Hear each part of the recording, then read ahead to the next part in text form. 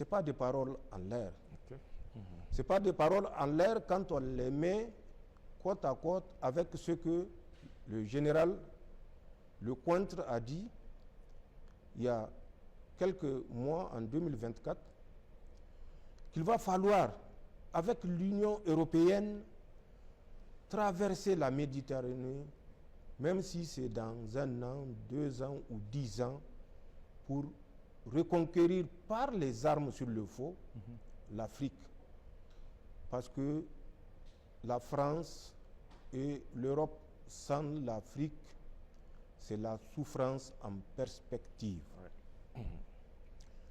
Un autre génie français avait dit également, puisque les troupes et l'ambassadeur français que nous avons expulsés sont en train d'être évacués, ils vont utiliser ce temps qui est favorable à la déstabilisation subversive.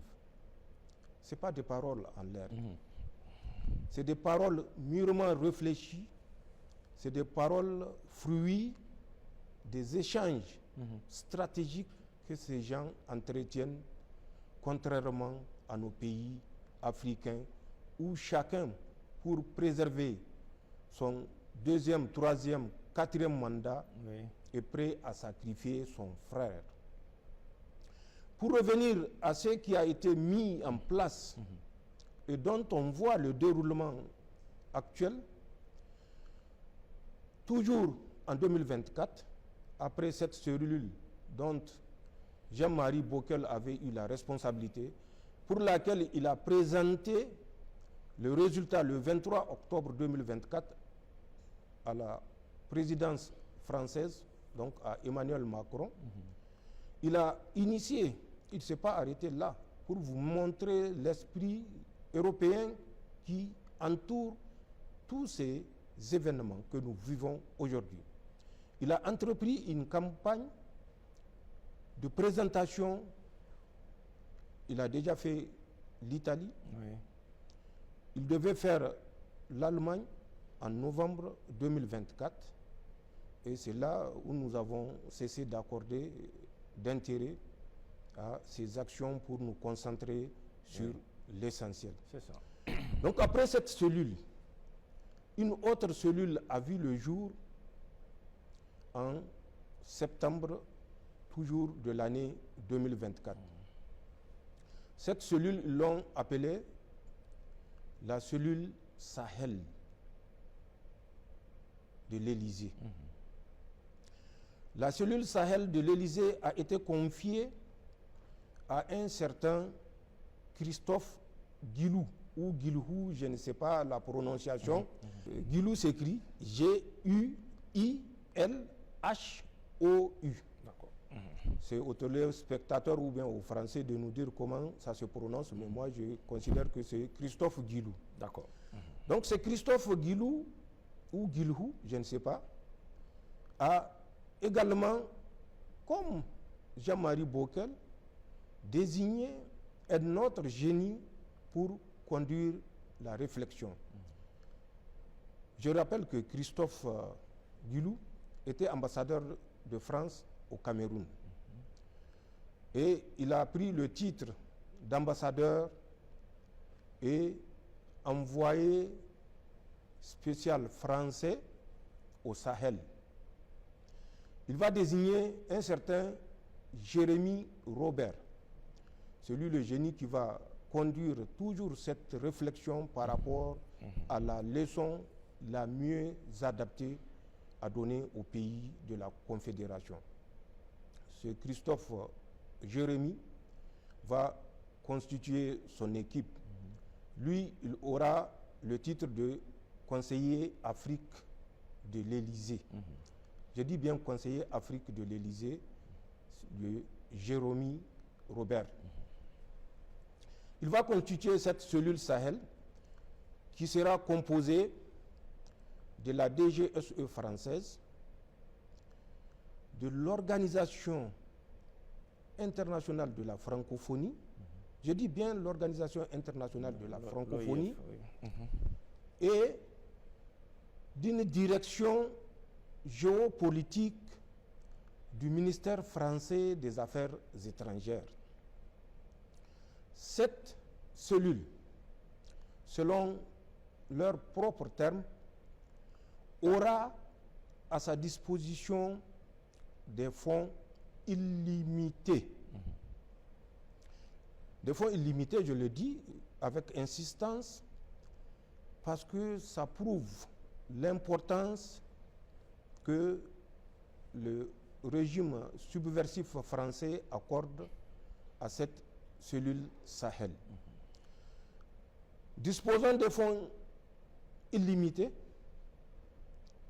sa mission sera d'amplifier tout événement qui se produira dans la Confédération États du Sahel. Particulièrement tout événement qui aura lieu ou qui n'a même pas eu lieu au Niger. Je dis bien qui n'a même pas eu lieu au Niger. D'accord. Elle aura également pour mission, à travers la DGSE française, de conduire toutes les opérations subversives de déstabilisation au sein de la Confédération, et particulièrement au Niger. Cette cellule Sahel aura également pour mission de tout faire par tous les moyens pour diaboliser les relations entre les États de la Confédération et la Fédération de Russie, la Turquie, la Chine, l'Iran et la Corée du Nord. Voilà, entre autres, les missions qui ont été confiées à cette cellule. L'importance de ce rappel, c'est pour que nos compatriotes nigériens et de la Confédération, et même du monde, puisque nous avons une diaspora confédérale à travers le monde, comprennent ce qui se passe présentement dans notre espace.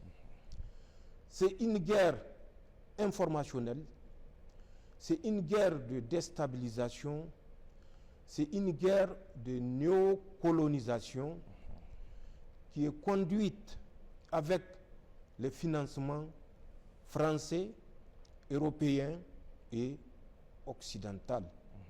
Mais des puissances, je le répète, néocoloniales, impérialistes, occidentales.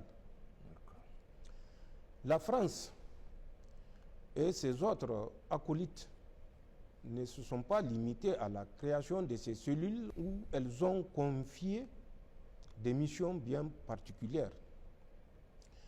La France a également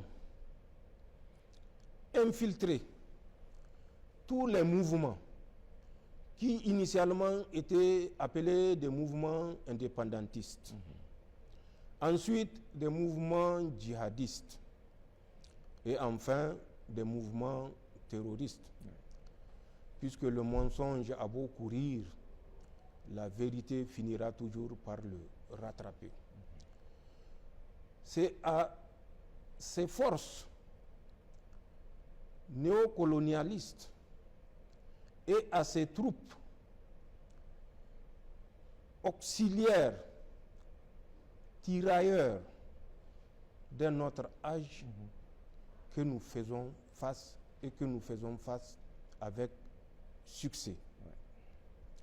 Mais pour comprendre les implications, ces puissances européennes en tête avec leur guide spirituel ont fait ce que nous pouvons qualifier de repeuplement terroriste dans notre espace confédéral. Ce repeuplement terroriste a consisté en quoi? Ils ont, en 2 vagues successives, transféré du lac Tchad, pour une première fois, face à la débâcle que connaissent leurs supplétifs, les tirailleurs auxiliaires d'un autre âge. Ils ont transféré 400 combattants de l'État islamique en Afrique de l'Ouest ou dans les provinces ouest-africaines, comme ils l'appellent pompeusement, dans le triangle Burkina, Niger, Mali. Ça s'est passé du 21 au 24 du mois d'avril, le mois passé. Le mois passé. 2025. Un deuxième lot de 350 combattants toujours de ISWAP, l'État islamique comme il l'appelle, dans les provinces de l'Afrique de l'Ouest. Mais là également, je veux démontrer qu'il n'a rien d'islamique. C'est des mercenaires à la solde des puissances occidentales. Donc 350 dans malheureusement le nord du Bénin, qui est actuellement abandonné par les forces armées béninoises, sous prétexte de créer une profondeur stratégique. Quelle profondeur stratégique le Bénin peut s'offrir? Tout ceci n'est que inspiration française pour laisser la voie libre à tous les malveillants de s'en prendre exclusivement au pays de la Confédération. Ça également sera détaillé dans les questions qui viendront certainement. D'accord. Donc, pour synthétiser, j'avais fait un rappel historique pour démontrer que tous les pays qui ont été confrontés de 1979 à nos jours à cette guerre géostratégique, géopolitique, ne s'en sont pas sortis. Ouais. Pour démontrer tous les moyens utilisés par la France, accompagnés, je le dis et je le répète, de l'Union européenne et à un certain moment des États-Unis d'Amérique, sont des moyens colossaux qui auraient pu permettre, d'ailleurs comme ils l'ont dit, aux terroristes qu'ils ont rencontrés dans le lit du lac Tchad, nous voulons que vous interveniez parce que nous ne pouvons pas intervenir ouvertement. Certaines puissances ne nous laisseront pas faire. C'est ce qu'ils ont dit aux terroristes de ISWAP et de Boko Haram, puisqu'il y a les deux ailes. Nous vous donnerons tous les moyens pour que vous finissiez avec les pays de la Confédération, en commençant par le Niger. Exprimez vos besoins, qu'ils soient financiers, qu'ils soient matériels, qu'ils soient en ressources humaines. Et vos vœux seront exaucés. Ça, c'est eux qui leur ont dit ça en mars de cette année 2025, le 15 mars exactement, une rencontre à laquelle il y avait la délégation française, la délégation américaine, il y a une délégation qui intervenait au nom de la Grande-Bretagne et certains pays de l'Union européenne et africains, particulièrement ouest-africains. C'est pour dire que ces puissances néocoloniales impérialistes n'ont pas lésiné sur les moyens à mettre pour nous déstabiliser. Et que si nous résistons, si nous tenons, malgré les difficultés évidentes, financièrement, économiquement, de nos trois États, c'est un effort indéniable, je dis bien un effort indéniable des États de l'Alliance du Sahel à travers leurs forces de défense et de sécurité, effort qui permet de contrôler la situation, d'endiguer la situation et d'inverser la tendance malgré tout ce qui a été consenti par ces puissances néocoloniales. C'est pour dire au peuple de la Confédération et au peuple africain qu'ils doivent être fiers malgré ce tapage médiatique, l'annonce de l'apocalypse qui se déroule présentement sur les territoires de la Confédération. Je dis bien que nos peuples doivent être fiers de ce que nous avons réussi.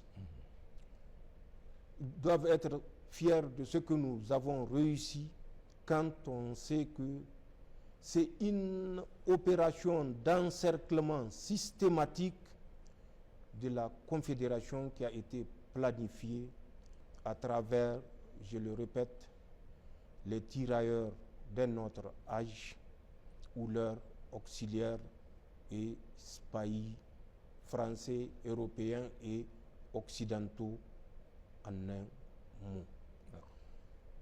Donc, c'est une situation que nous contrôlons. C'est une situation certes difficile.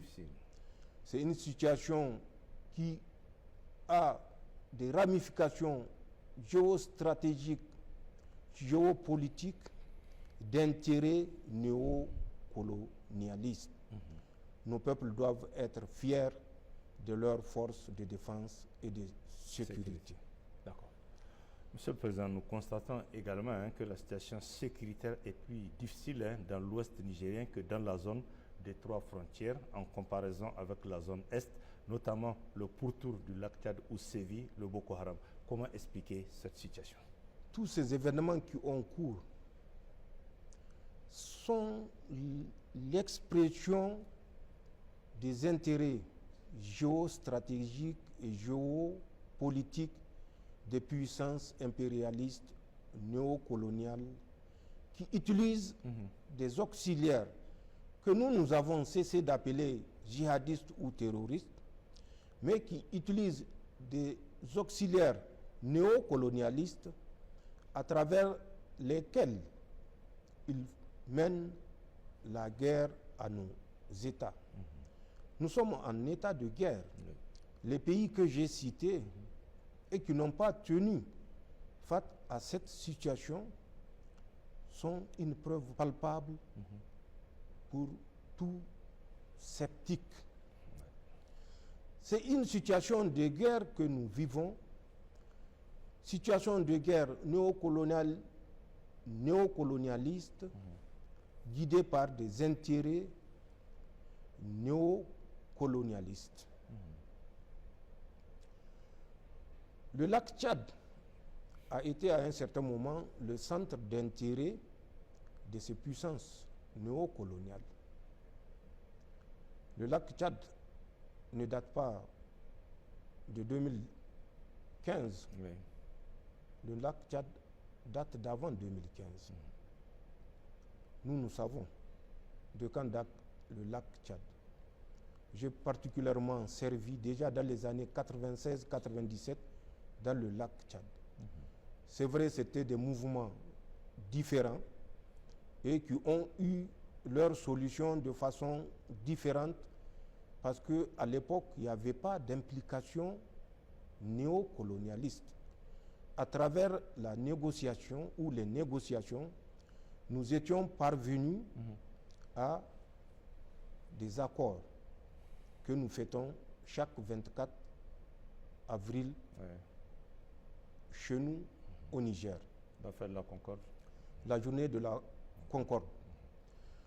Donc pour revenir à la situation qui nous concerne actuellement, le lac Tchad a été à un certain moment, de 2010, 2011, 2012, 2013, 2014, 2015, jusqu'à 2025, début d'année, le centre d'intérêt de ces puissances néocolonialistes. Mais avec la création de l'Alliance des États du Sahel, les intérêts géostratégiques, géopolitiques, néocolonialistes ont changé de champ.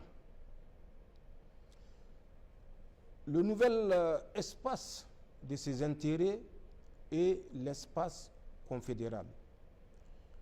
Où se situe cet espace confédéral? Il se situe au confluent du Mali, du Burkina et du Niger. Je dis confluent, c'est pour schématiser. Bien sûr. C'est le nouveau pôle des intérêts de ces puissances-là. Et c'est la raison essentielle qui a fait que, depuis la création de l'Alliance des États du Sahel, suivie de la Confédération, nous avons assisté à une intensification des actions contre nos États. Les intérêts ayant basculé du lac Tchad vers l'Alliance des États du Sahel et plus tard la Confédération des États du Sahel, les puissances occidentales ont également transféré leurs proxys, leurs tirailleurs auxiliaires néocolonialistes pour nous mener la guerre dans notre espace confédéral. Parce qu'il fallait par tous les moyens qu'un des États tombe. Et c'est ce qui justifie l'implication active de certains groupements d'intérêts américains aux côtés de la France, qui naturellement n'a jamais gâché son hostilité et son acharnement à préserver, peut-être que c'est logique ou rationnel de sa part, de préserver ses intérêts dans des États qui ne sont pas considérés comme des États souverains. Et certaines citations vous feront comprendre jusqu'ici le prisme avec lequel la France et certains citoyens, l'élite française qui conduit, je ne sais pas s'il faut les qualifier de destinées françaises, en tout cas, qui sont à la tête de l'État français, ou les conseillers de ceux qui sont à la tête de l'État français, qualifient de colonie française à ne pas perdre par tous les moyens.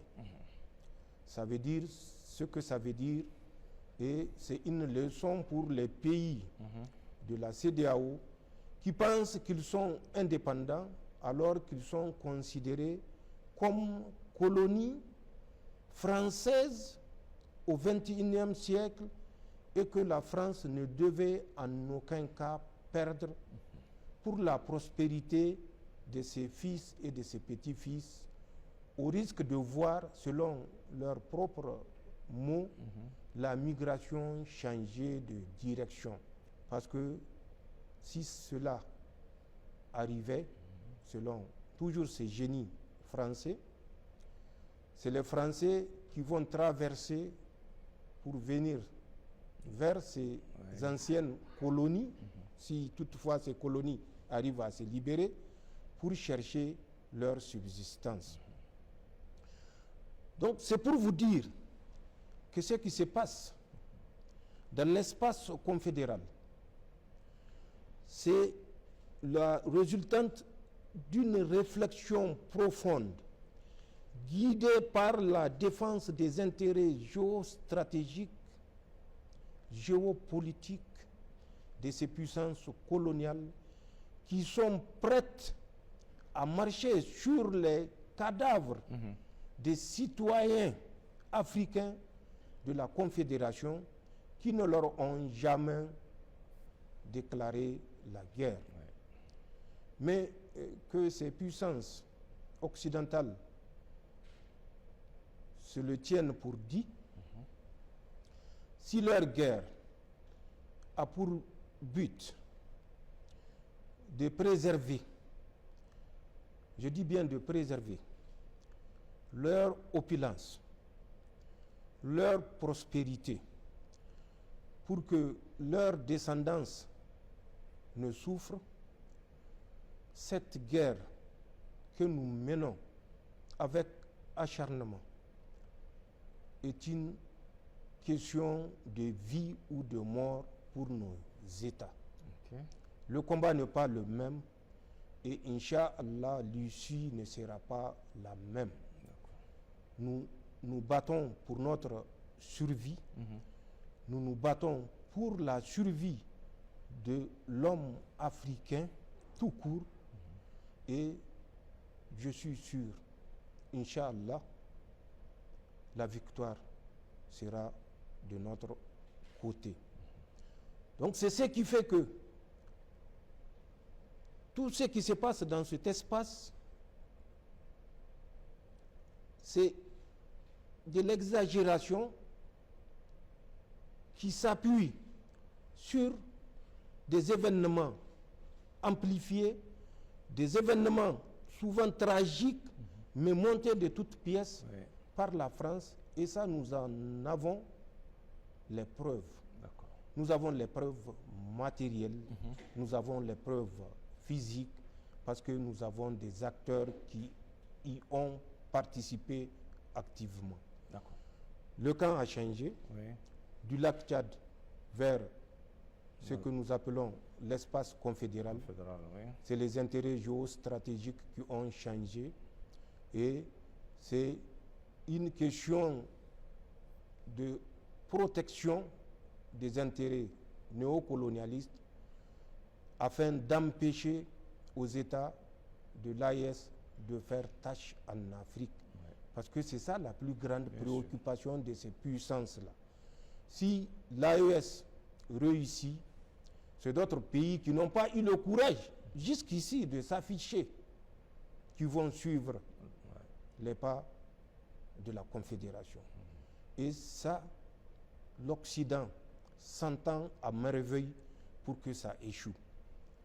Mais la vérité et la victoire sont du côté d'Allah subhanahu wa ta'ala. Et nous sommes, mais nous ne nous considérons pas comme des victimes. Nous sommes objets de complots néocolonialistes. Nous n'allons jamais pleurer sur notre sort. Nous allons utiliser notre dignité pour nous battre. Et nous sommes convaincus que l'issue sera la victoire du côté des pays de la Confédération Alliance des États du Sahel. Quitte aux autres pays de nous accompagner avant qu'il ne soit trop tard, pas pour nous, mais pour eux. Parce que l'histoire retiendra qu'ils ont été traîtres et complices, que ce soit de façon passive ou active, de ce qui se déroule actuellement dans notre espace. Ils seront complices des milliers de morts militaires et civils qui sont la résultante de la cupidité occidentale. Pour faire un petit rapprochement, il faut que les gens comprennent que l'Occident n'a que faire des communautés qui constituent notre espace confédéral. L'Occident cherche à faire comprendre que c'est par humanisme qu'ils sont en train d'intervenir dans notre espace pour protéger des communautés ciblées et massacrées. Mais je vous donne un petit exemple et que chacun se fasse son opinion. Le conflit qui a cours en Palestine, à Gaza, a aujourd'hui 1 an, 6 mois. Savez-vous combien de morts on a enregistré? En 1 an, 6 mois, il y a plus de 50 000 morts. Plus de 200 000 blessés. 50 000 morts, majoritairement hommes, femmes et enfants palestiniens.